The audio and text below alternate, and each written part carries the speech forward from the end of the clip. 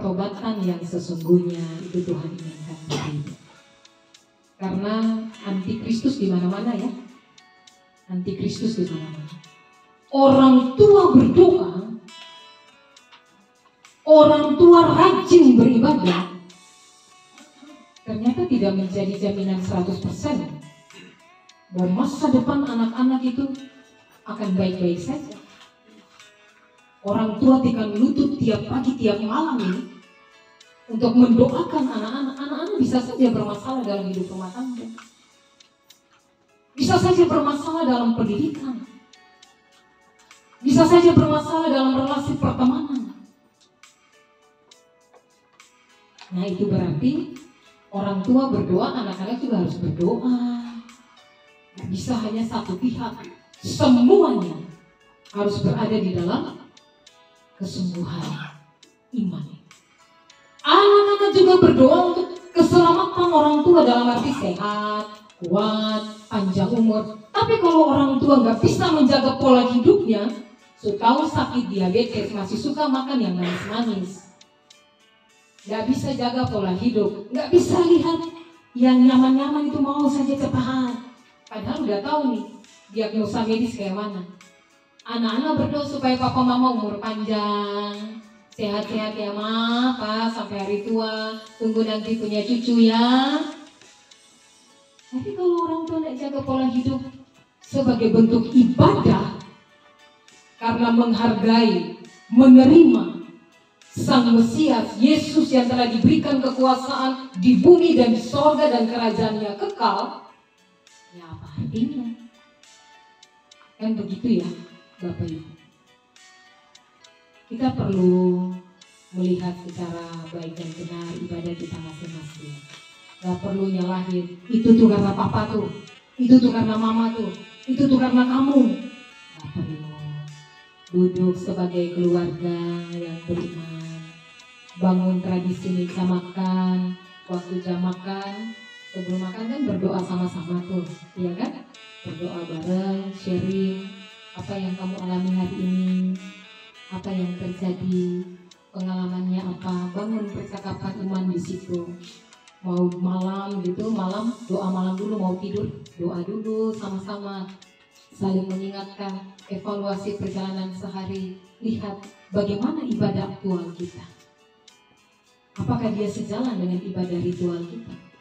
Kaki ini mungkin ringan sekali melangkah ke dalam persekutuan. Apakah dia seiring sejalan dengan tangan yang ringan untuk memberi? Atau kaki melangkah, tangan taruh di belakang begini, kepala kuat, gak mau ngasih. Itu menjadi evaluasi hidup beriman. Sederhana ya, Bapak Ibu, sangat sederhana. Tapi perlu kita lihat bersama. Peristiwa yang terjadi di Tangerang Selatan, Bapak Ibu, bahkan ada satu video juga nih dari pendeta Stephen Tong. Saya memang gak bagikan di grup ya, hanya ada di grup para pendeta yang mengkritisi GPIB, AKBP, BEMIM, begitu. Pendeta Stephen Tong bilang begini dengan Yahweh Yehovahnya ya, apa itu gereja-gereja yang sudah tua itu? Bertumbuhlah mereka itu setelah mereka 100 tahun ada di Indonesia. Sebutin lagi GPIB, GEMIM, kemudian HKBP. Waduh, kepanasan para pendeta dengar. Langsung komennya banyak sekali. Saya cuma bilang enggak, itu kan otokritik untuk kita. Bagus saja orang memberikan masukan. Emang cuma mau terima pujian saja? Yang manis-manis belum tentu jadi baik buat tubuh Kristus. Itu bisa jadi penyakit juga. Yang pahit-pahit bisa saja jadi obat. Terima, lihat, koreksi. Mengapa ada omongan seperti GPIB bertumbuh memang, ya, bertumbuh di 26 provinsi. Tapi pertumbuhan yang seperti apa? Apakah jumlah yang 346 seiring dengan pertumbuhan warga jemaat? Seiring dengan pertumbuhan kualitas spiritualitas? Hitung aja malam ini, nanti ya presbiter boleh hitung malam ini. Berapa keluarga yang hadir dari 50 kakak di sektor 1? Dan apakah yang hadir malam ini sebanding dengan yang hadir di kelompok 210? Didata.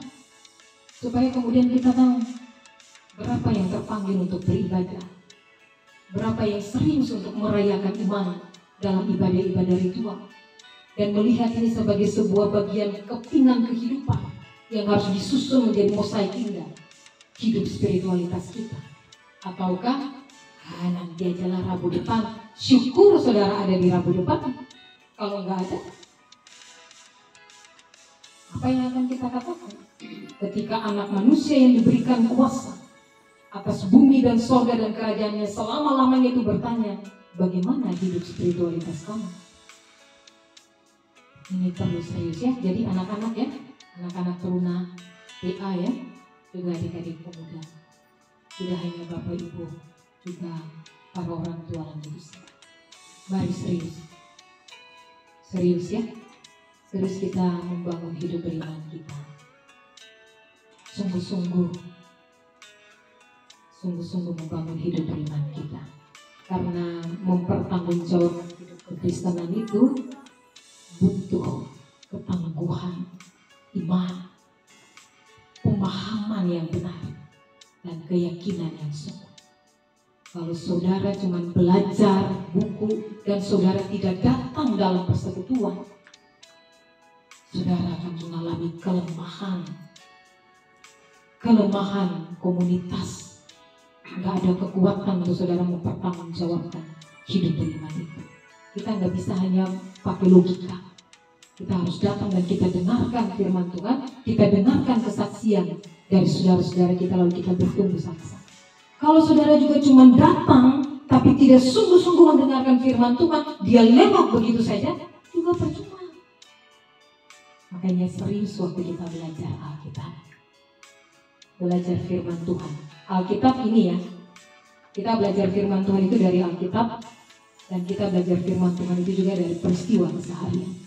Setiap hari Tuhan berfirman dan juga berbicara. Mari Bapak Ibu kita pulang dengan terus merayakan ibadah-ibadah secara ritual dan aktual itu dengan benar. Rayakan iman kepada Kristus yang telah diberikan kekuasaan oleh Sang Allah di sorga maupun di bumi. Dan jangan takut terhadap hal antikristus, tapi berdirilah kuat dalam iman percaya untuk mempertanggungjawabkan imannya. Tuhan Yesus katakan apa Bapak Ibu? Siapa yang mau mengikut aku harus ya pikul salib. Pikul salib itu tidak saja tentang pikul penderitaan, karena salib bukan saja simbol pengorbanan. Saudara harus berkorban, mungkin sampai mati. Tapi salib itu juga adalah simbol pengagungan. Jadi pikul salib, saudara memancarkan keagungan Allah. Itu yang harus disadari. Hidup saudara memancarkan keagungan Allah. Tidak hanya tentang saudara akan berikut di dalam penderitaan hidup, sebagaimana yang Kristus sudah nyatakan. Mari kita baca di dalam Filipi. Filipi pada pasalnya yang kedua.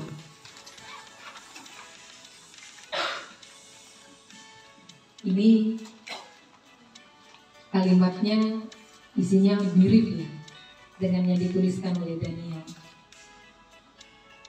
Kalau yang di dalam kitab Daniel, pendelegasian kekuasaan mutlak.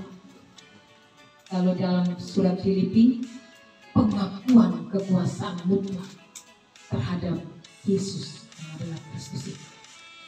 Filipi pada pasalnya yang kedua. Kita baca ayat 9 sampai ayat 11 ya, Bapak Ibu. Ayat 9 sampai ayat 11. Bersama-sama sudah dapat semua?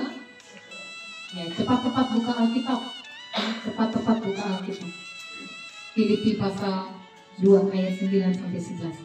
3, 4. Itulah sebabnya Allah sangat meninggikan dia dan mengaruniakan kepadanya nama di atas segala nama, supaya dalam nama Yesus bertekuk lutut segala yang ada di langit dan yang ada di atas bumi dan yang ada di bawah bumi, dan segala lidah mengaku Yesus Kristus adalah Tuhan bagi kemuliaan Allah Bapa. Sebelum menutup khotbah ini, saya berikan kesempatan kalau ada di antara kita yang mau bersaksi. Silakan. Biasanya ada kesempatan khusus buat keluarga. Satu untuk jemaat, satu untuk keluarga. Jadi keluarga boleh siap-siap juga untuk sebuah bersaksi. Mari, siapa yang mau bersaksi? Para orang tua atau mungkin presbiter atau adik-adik pemuda, anak-anak boleh bersaksi tentang peribadahan, bersaksi tentang kemahakuasaan Tuhan.